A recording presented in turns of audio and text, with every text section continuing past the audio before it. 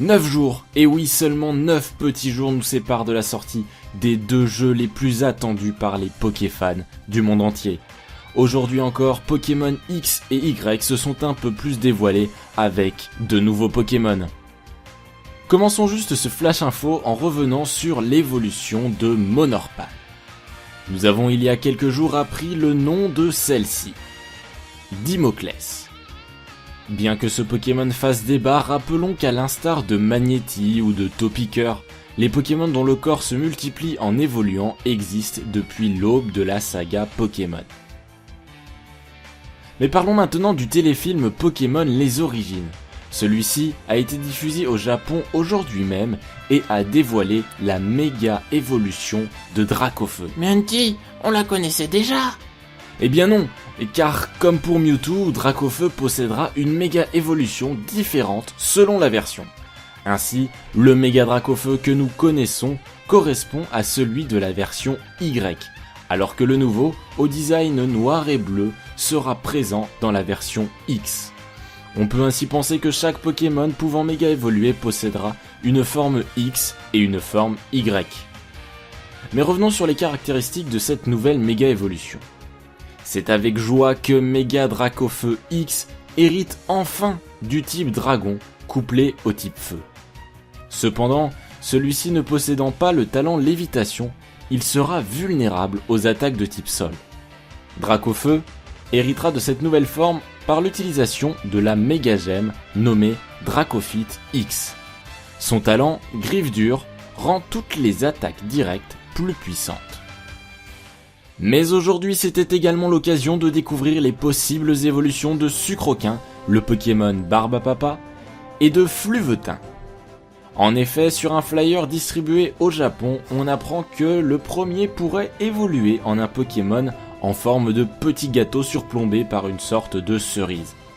Le second évoluerait quant à lui en une sorte de Pokémon pompon.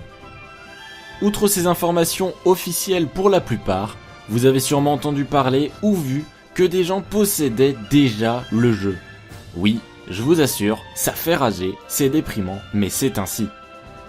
Mais commençons tout d'abord par voir ensemble la première minute du jeu dévoilée par la chaîne YouTube Pokémon japonaise officielle.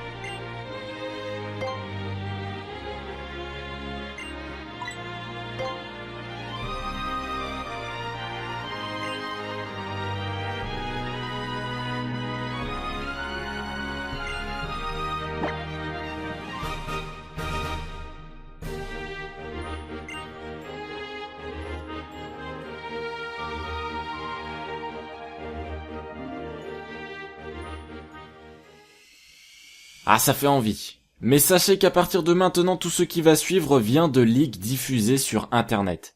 Des leaks, ce sont des informations provenant des jeux mais sur lesquelles Nintendo n'a pas officiellement communiqué.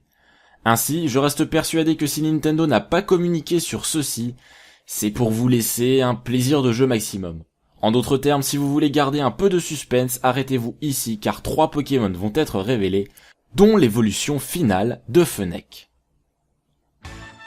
Vous n'êtes pas parti ? Alors merci d'accueillir un Pokémon Psy nommé Espure en anglais. Ensuite, nous avons également appris que Passe-Rouge n'évoluerait pas directement en Flambuzard, mais qu'il devra passer par un stade intermédiaire. Fletchinder, encore un nom anglais. Celui-ci sera comme attendu de type feu et vol.